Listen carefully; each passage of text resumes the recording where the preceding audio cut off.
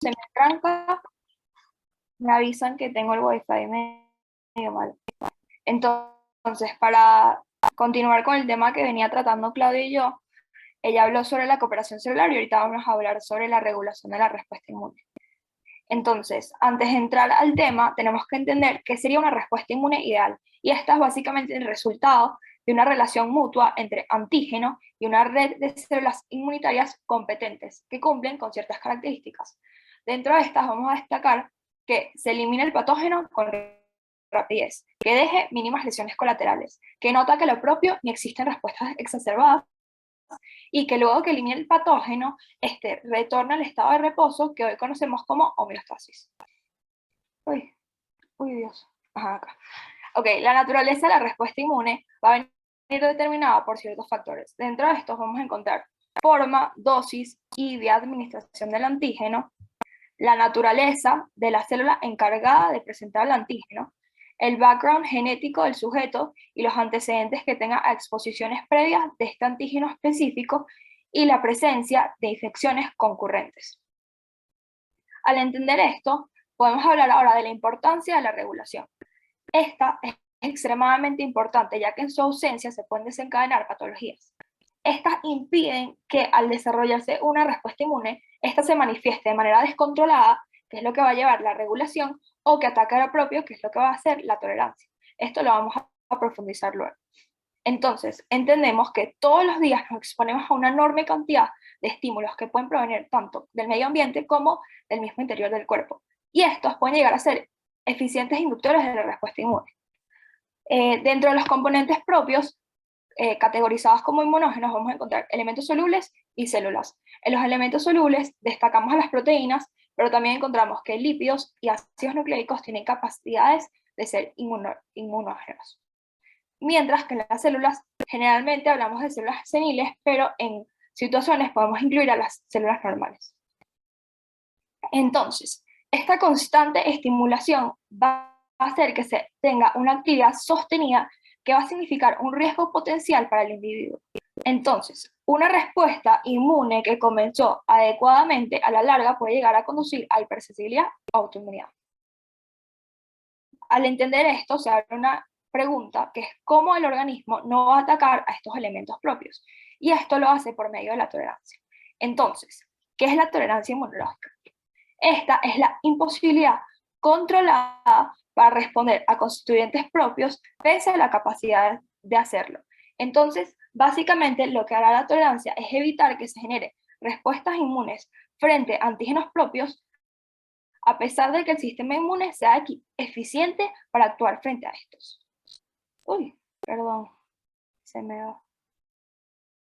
Oh. Ok. El organismo entonces se vio obligado a desarrollar mecanismos que se encarguen de regular la respuesta inmune. En clases hablamos de regulación por antígenos y anticuerpos, pero realmente no se profundizó mucho en este tema, por lo cual no lo voy a hacer un enfoque muy grande. Al hablar de la regulación por antígenos, esta se basa en las características extrínsecas del inmunógeno. Esta es la naturaleza del inmunógeno, su dosis, la presencia o no de coadyuvantes, la vía de administración, que puede ser intravenosa, subcutánea, intradérmica u oral, y la persistencia del antígeno en el hospedador.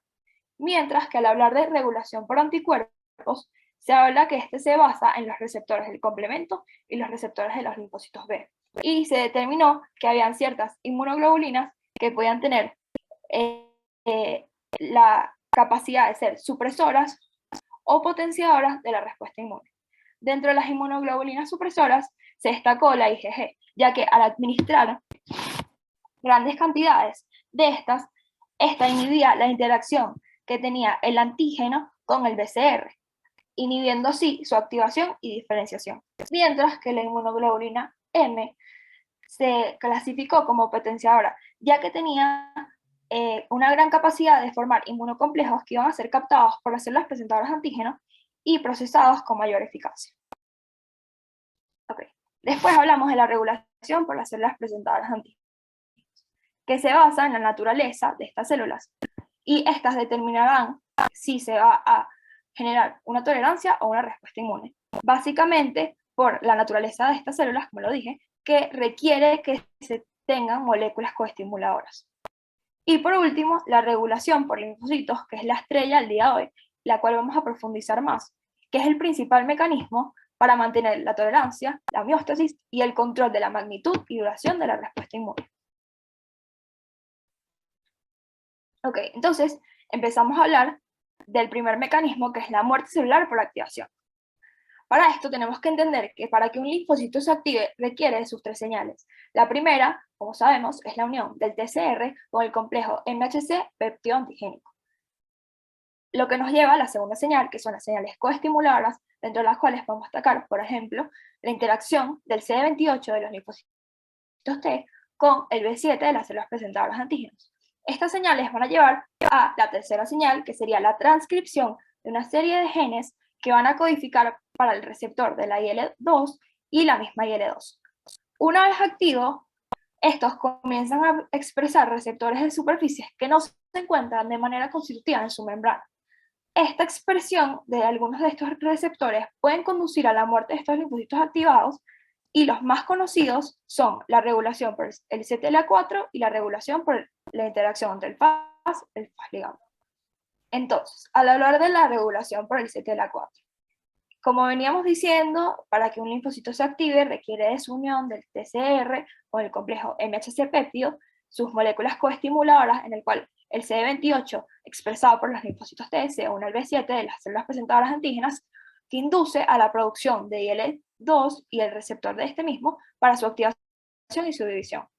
A medida que esto se va activando, se comienza a expresar otra molécula en su membrana, que es el CTLA4, la cual es muy parecida químicamente al CD28, pero tiene mayor afinidad por la molécula del B7.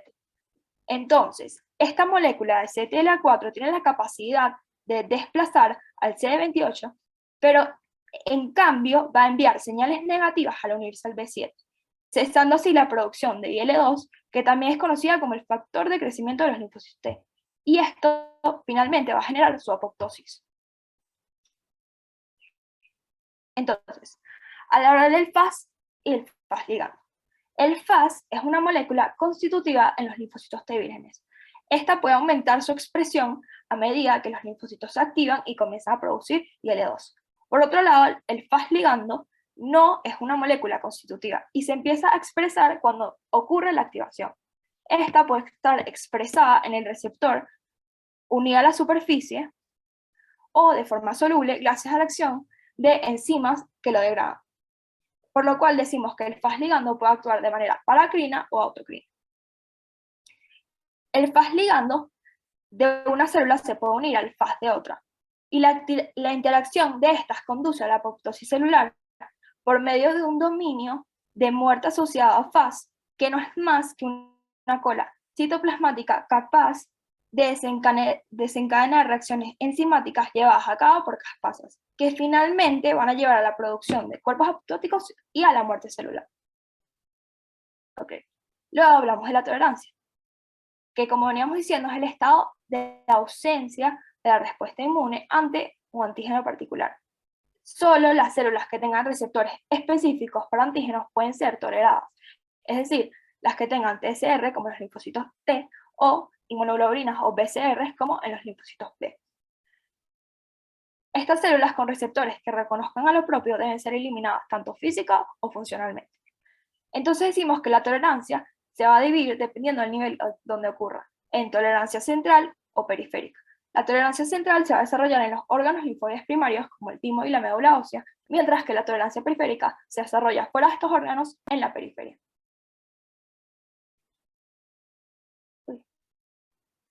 Ajá.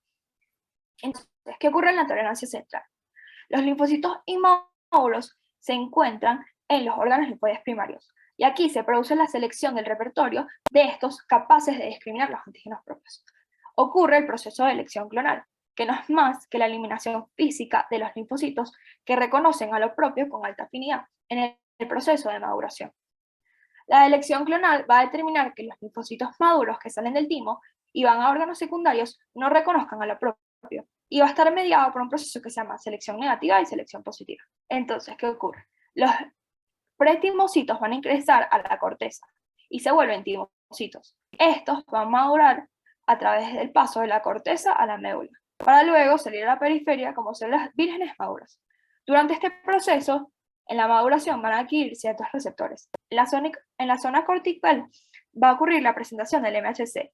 Si estos linfocitos no han adquirido el CD4 o el CD8, no van a ser capaces de unirse y por lo tanto van a sufrir muerte por negligencia. Sin embargo, los que sí lo tienen y sí reconocen el MHC van a sufrir la selección positiva y va a permitir que estos avancen hacia la médula. En la médula, las células presentadoras de antígenos le presentan toda una gama de antígenos propios. Aquellas que lo van a reconocer con una afinidad fuerte van a ser eliminadas en esta zona, y esto es lo que se va a conocer como la selección negativa. A pesar de que existe este proceso de elección clonal, hay unos linfocitos que salen del timo y tienen la posibilidad de ser autorreactivos. Debido a esto, en la periferia también se necesitan mecanismos que mantengan bajo control a estos linfocitos autorreactivos. Por lo cual hablamos de la tolerancia periférica, que es un mecanismo de control de los linfocitos maduros que ya han migrado a los tejidos periféricos. Iniciamos hablando de la energía clonal, en el cual es la regulación negativa de mecanismos implicados en la respuesta inmune. Este estado celular en el cual el linfocito está vivo pero falla funcionalmente. La célula va a poder volverse no respondedora tras un señalamiento incompleto a través de su TCR. Entonces, como veníamos hablando, las células T para su activación requieren de dos señales. La ausencia de cualquiera de estas dos señales van a llevar a que el linfocito sea anérico o no funcional. Por otro lado, tenemos la supresión, que es la inhibición de la actividad celular inmunocompetente. Y esto se hace a través de interacción con otras células, como lo son las células T reguladoras. Las células T reguladoras tienen diferentes mecanismos de inhibición. Dentro de esto vamos a encontrar la privación de citoquinas. Esto lo hacen al tener un receptor de IL-2 de altísima afinidad, que básicamente roba la IL-2 de los linfocitos T. Luego, la producción de citoquinas inhibitorias, como el TGF-beta y la interleucina 10, que son inmunosupresoras y antiinflamatorias por excelencia. La inhibición de células presentadoras de antígenos y, por último, la citotoxicidad.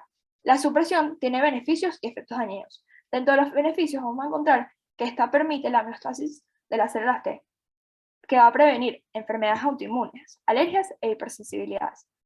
En los efectos dañinos vamos a tener que van a inhibir la inmunidad humoral e inhiben la inmunidad de las infecciones. Okay. Luego tenemos la ignorancia inmunogénica, la cual en las células T no activadas con su TCR y receptores no van a poder reconocer al complejo MHC péptido presentado por las células presentadoras de antígenos, debido a que existe una barrera física que impide su interacción. Este tipo de mecanismo va a ser una forma pasiva de tolerancia. Y va a ocurrir lo siguiente: las células autorreactivas son incapaces de penetrar estas barreras endoteliales que sirven como de secuestre para estas células que expresan el autoantígeno, lo cual se conoce como privilegio inmunológico. Esto lo vamos a poder encontrar en tejidos como el cerebro, el testículo y la cámara anterior del ojo.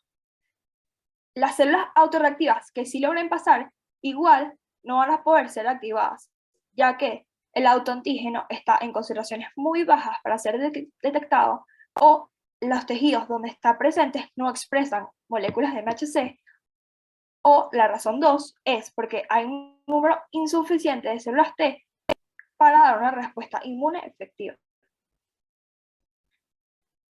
Luego hablamos de la desviación inmunológica. Sabemos que los linfocitos TCD4 pueden diferenciarse en diferentes tipos de células efectoras, de las cuales las mejores caracterizadas son las TH1 y TH2. Esto se hace gracias a la secreción de citoquinas, que logra diferenciarlas en diferentes células efectoras. Sabemos que en una respuesta no está presente una u la otra, sino que hay un predominio de una sobre la otra. Y esto viene determinado por las mismas citoquinas. Entonces, si al ingresar el antígeno existe un ambiente rico en IL-4 o IL-10, esto va a desviar la respuesta hacia un perfil TH2, inhibiendo la respuesta TH1. Por el contrario, si el ambiente donde ingresa es rico en IL-12 o interferón gamma, se desvía hacia un perfil TH1 y inhibe la respuesta TH2. Sabemos que Las TH1 son células inflamatorias que están implicadas en la muerte de microorganismos intracelulares. Estas van a ser capaces de activar macrófagos, linfocitos T citotóxicos y células NK, mientras que las del perfil TH2 son antiinflamatorias y están implicadas en la producción de anticuerpos. Por último, tenemos la regulación por glucocorticoides, que es un nivel adicional de la regulación y este es considerado como extrainmunitario. Sabemos que ante la generación de una respuesta inmunitaria, se elevan los niveles de glucocorticoides y esto va a su vez a inhibir a la respuesta inmunitaria por retroalimentación negativa. Entonces, la respuesta inmunitaria tiene consecuencias a nivel del sistema nervioso central. Después de que existe un reto antigénico, hay un aumento de la tasa de las descargas de algunas neuronas hipotalámicas. Las citoquinas tienen la capacidad de afectar la actividad neuronal hipotalámica con cambios en su secreción hormonal. Entonces, citoquinas inflamatorias como la IL-1, la IL-6 y el TNF-gamma van a activar al eje HPA. Los glucocorticoides son agentes inmunosupresores por excelencia y son potentes antiinflamatorios. Estos tienen la capacidad de suprimir la función de linfocitos, principalmente los T, la actividad cooperadora y citotóxica, la actividad de células NK y tienen acciones variables sobre las células B. Bueno, gracias. Sé que fue un poco resumido, lo que pasa es que este tema es un poco largo. Si tienen alguna pregunta. Muchas gracias, Memi. Lo resumiste muy bien. Sorry si estaba medio atolondrada, yo hablo full rápido.